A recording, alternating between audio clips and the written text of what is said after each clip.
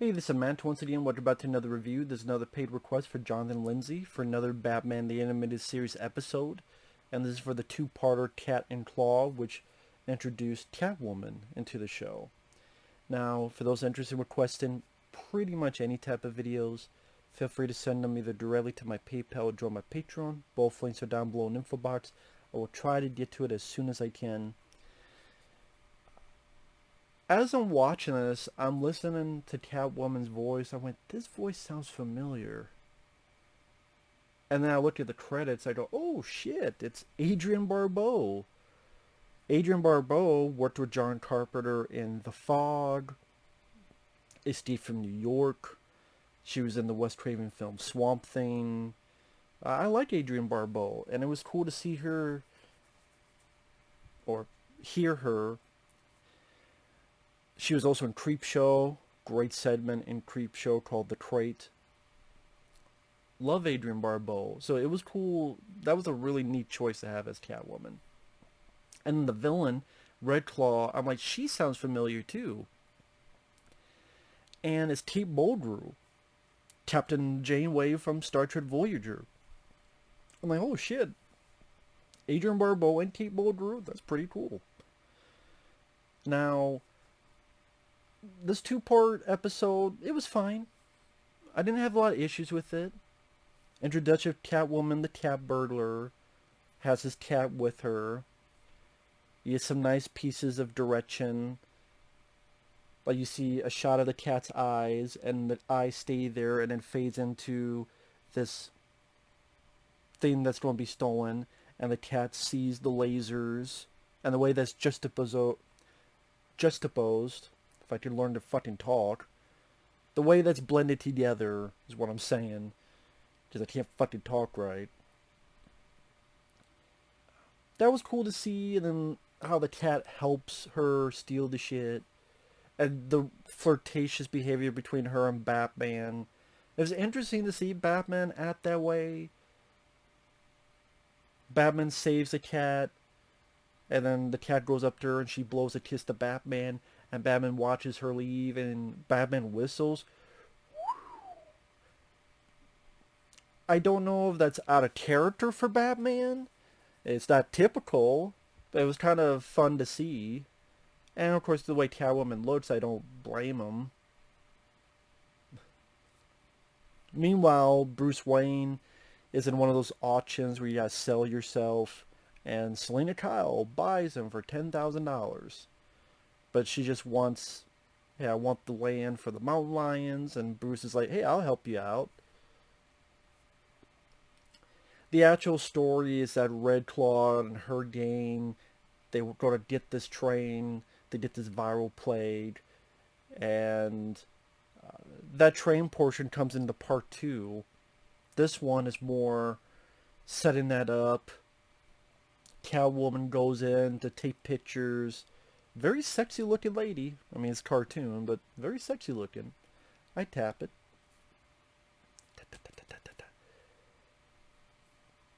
And I still love Batman Returns more dealing with Catwoman, but it has that similar feel of this flirtatious bit between the two.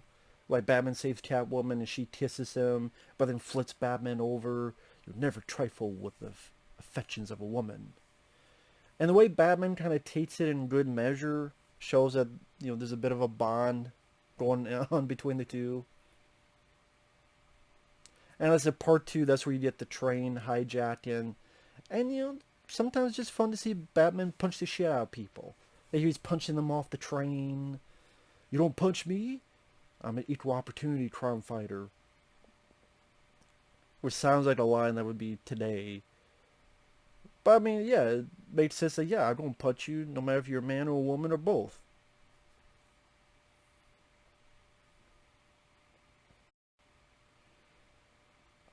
I would say I like part two probably a little bit more than part one. Because part one is more of the setup, and then part two is more of the action. Because you have the train scene, then you have the bit where Bruce and Selena, without their costumes, are in a car, and because they know who Selena Kyle is, the guys are trying to hit them with their car. So you have the train scene, the car chase, they get caught, get out of it, flammable gas that Batman's pouring all around, even gets a fucking grenade. It's not every day that you see Batman with a grenade and pulling the pin with his teeth. I don't know why I thought that was so cool. It's a very simple, mundane theme, but it's just like, how often do you see Batman with a fucking grenade? And not all the time. Pretty badass moment. I do wish there was more of a fight with Red Claw. That was the one disappointing aspect, because Red Claw pretty much beats the shit out of Catwoman, and Catwoman's only saved because there's a mountain lion there, and the mountain lion attacks Red Claw. I would have rather seen a fight to show that Catwoman can fight, that Catwoman can stand on her own 2 feet, that Catwoman. I don't see why you couldn't have, okay, Batman destroys the virus while Catwoman beats the fuck out Red Claw, and not needing a fucking mountain lion to do it. It just made Catwoman seem rather weak, rather. I mean, I did. She's a cat burglar, but I do think part the fact that she could stand toe to toe with Batman shows that she must have some fighting prowess. So I would have liked to have seen more of that. So that's really my own one. I was gonna say disagreement, but what my one caveat,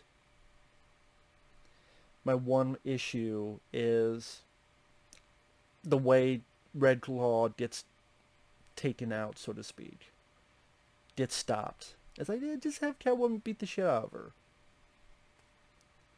Spoiler alert, I did think it was interesting how it ended, where, spoiler alert again, 3, 2, 1, Batman meets Catwoman, and you think they're going to be something, or he's going to let her go, but then he, very sneaky, slips the handcuffs on her, so you do care. More than you'll ever know. So it makes sense that he still, with justice, he still got to do his job, even though he doesn't like it. Handcuffs her, but again, the way, how smoothly he did it, I thought that was a nice way, nice little simple way to end the episode. It still fits with Batman, and a little bit of a tragic, but not too overbearing. You know, the animation, whether they're on the train, or the way the fire is expanding as Batman's driving the truck and all the flammable gas around. The animation is still solid. The music is still solid. This is before they did that stupid, the new Batman Adventures, where we want to be more like Superman the animated series. Who gives a shit? Be your own fucking series. You don't let Superman be Superman. You don't need to look like that. You're looking fine. In fact, you look better. In fact, maybe Superman should look more like you. Or, you know what, be separate. You're two separate shows. Have your own identity.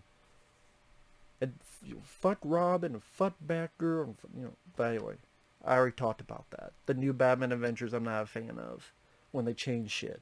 But this stuff, pretty good. Just other than a few episodes I wasn't big on, like the Poison Ivy one, the other one, I forget what the hell it was called. For the most part, I've liked them, and they're only 20-some minutes long, so it's hard to get too mad if they were bad. But you know, this was decent introduction of Catwoman. Like I said, I got a smile when I realized it was Adrienne Barbeau. I'm like, oh, that's really cool, because I'm a fan of that actress. So with that said, thanks for watching. Take care. We'll see you guys later. Bye bye.